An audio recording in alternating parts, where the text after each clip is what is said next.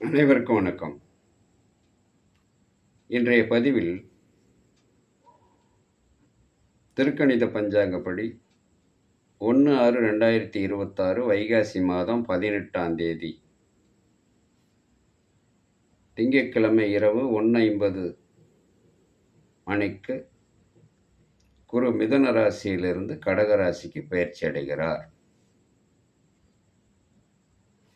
இந்த குரு பயிற்சி 12 ராசிக்காரர்களுக்கும் எப்படி இருக்கும் என்பதை பற்றி இந்த பதிவில் நாம் பார்க்க போகிறோம்.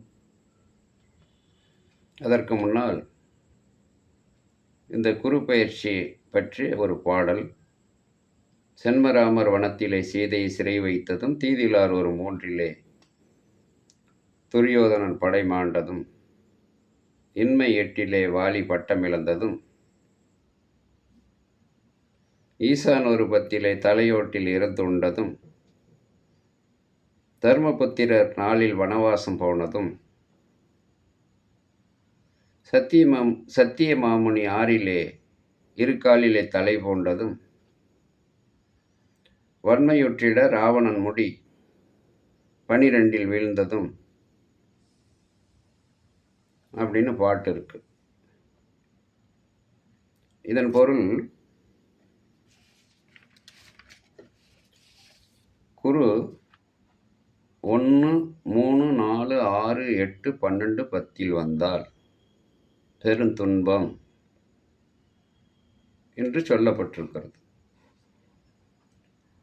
ஆனால் குரு இருக்கும் இடத்தை விட பார்க்கக்கூடிய இடம் பிரகாசமடையும்.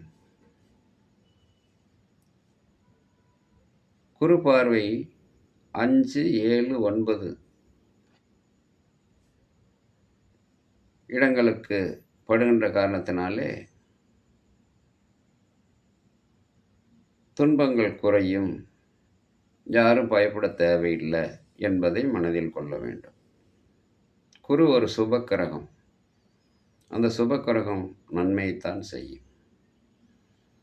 அந்த வகையில் இன்றைய பதிவில் கடகம், சிம்மம், கன்னி ராசிகளுக்கு பலன்கள் சொல்லப்பட இருக்கிறது. பாருங்கள்.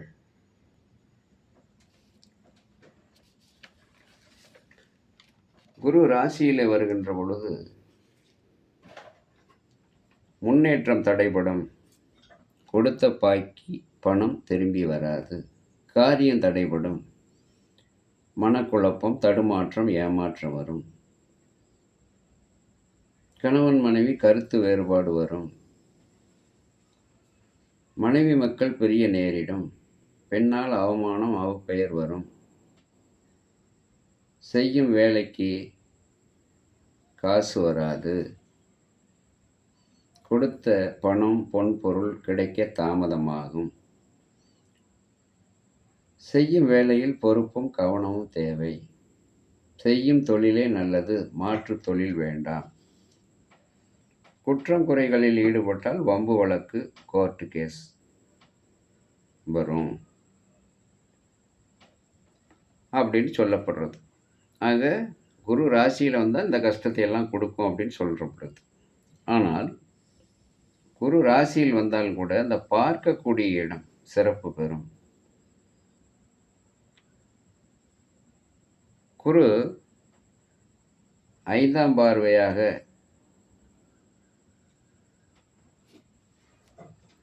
விருச்சக ராசியை பார்ப்பதால் பெண்களுக்கு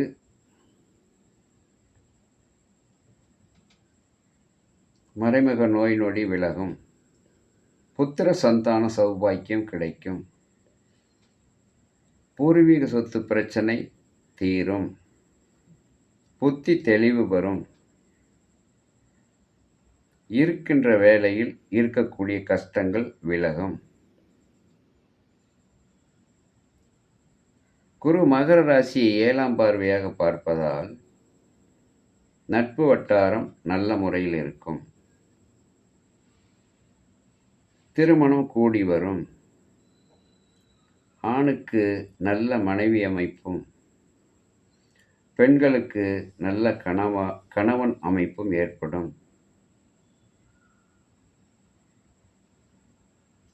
பகை விலகி நட்பு பெறும். நல்ல நண்பர்கள் கிடைப்பார்கள். அடுத்து குரு 9ஆம் பார்வையாக மீனராசியை பார்ப்பதால் தகப்பனுக்கு யோக காலம். தான தர்மம் செய்யக்கூடிய வாய்ப்பும், பூமி வீடு கிடைக்கக்கூடிய வாய்ப்பும், பால் பாக்கியம் உண்டாகும். பித்திருக்கள் முன்னோர்கள் ஆசீர்வாதம் கிடைக்கும்.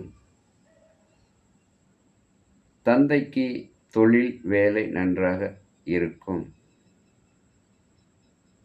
தந்தை உடன் பிறந்தார்களுக்கும் சிறப்பான யோக காலம் அப்படின்னு சொல்லப்படுது.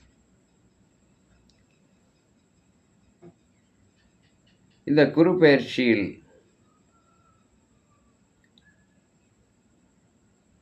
அன்று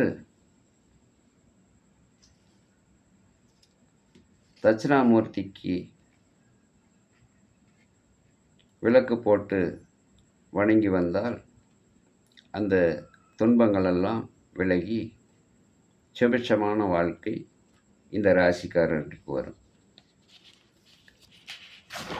அடுத்து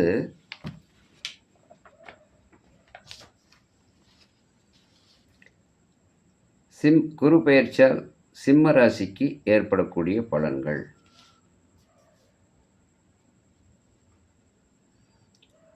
சிம்ம ராசிக்கு குரு பகவான் 12ஆம் இடத்திலே வருகிறார். 12இல் குரு வந்தபோதுதான்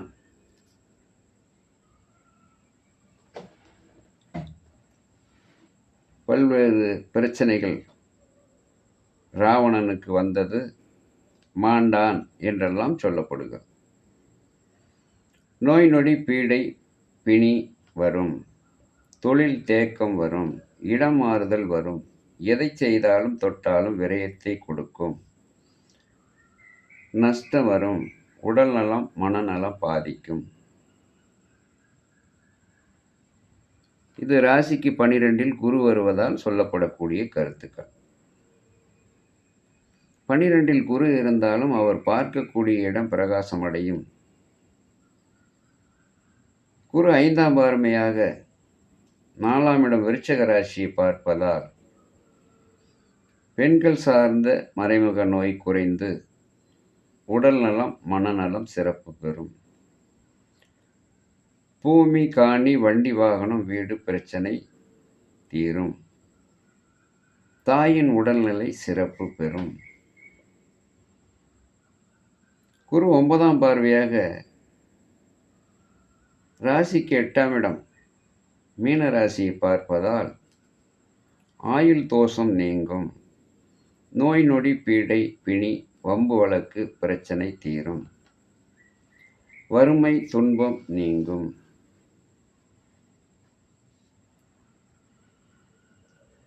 குரு 7ஆம் பார்வையாக 6ஆம் இடம் மகர ராசியை பார்ப்பதால்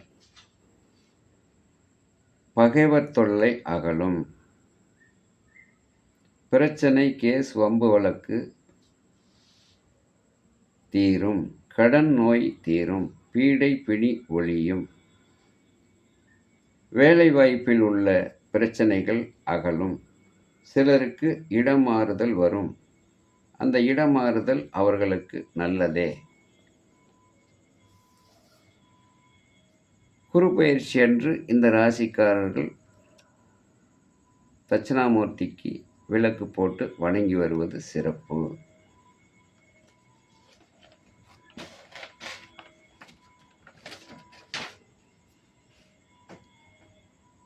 இந்த கன்னி ராசி, அதாவது குரு பயிற்சியால் கன்னி ராசிக்காரர்களுக்கு ஏற்படக்கூடிய யோக பலன்கள்.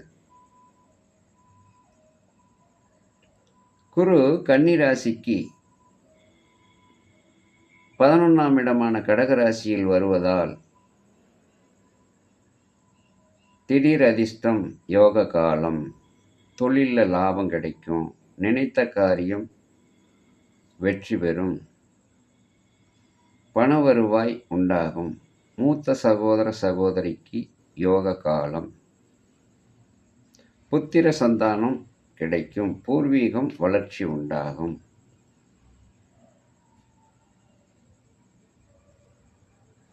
குரு கன்னி ராசிக்கு 3ஆம் இடமான விருச்சக ராசியை 5ஆம் பார்வையாக பார்ப்பதால் இளைய சகோதர சகோதரிக்கு விருத்தி உண்டு. ஆதரவு ஒற்றுமை ஏற்படும். சுக சௌகரியங்கள் உண்டாகும். வீரியம் தைரியம் உண்டாகும். புகழ் வெற்றி அந்தஸ்து ஆடை ஆபரணம் கிடைக்கும். கலைத்துறையில் உள்ளவர்களுக்கு வளர்ச்சி உண்டு. குரு கன்னி ராசிக்கு 5ஆம் இடமான மகர ராசியை 7ஆம் பார்வையாக பார்ப்பதால் பூர்வீகம் சொத்து பிரச்சனை தீரும். புத்தி தெளிவு பெறும். கல்வி தொழிற்கல்வி உண்டாகும். நல்ல புத்தி சாதுரியம் உண்டாகும். பதவி உயர்வு அந்தஸ்து கிடைக்கும். பெரியோர் ஆசீர்வாதம் மகான்களின் ஆசீர்வாதம் கிடைக்கும். திருமணமானவர்கள் என்றால் புத்திர பாக்கியத்துக்கு வழிவகை உண்டாகும். குரு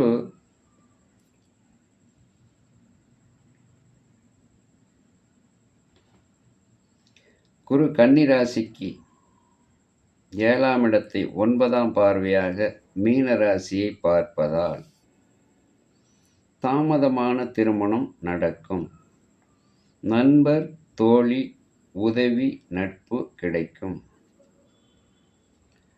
ஆணுக்கு அழகான மனைவியும் பெண்ணுக்கு அழகான கணவனும் கிடைப்பார்கள்.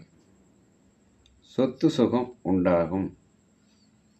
கூட்டு தொழில் கூட்டு வியாபாரம் சிறப்பு பெறும். அதில் உள்ள பிரச்சனைகள் விலகும். சுப ஐஸ்வர்யம் உண்டாகும். இந்த ராசிக்காரர்கள் குரு பயிற்சி அன்று தட்சிணாமூர்த்தி விளக்கு போட்டு வணங்கி வருவது நல்லது. நன்றி, வணக்கம். மீண்டும் ஒரு பதிவில் சந்திப்போம்.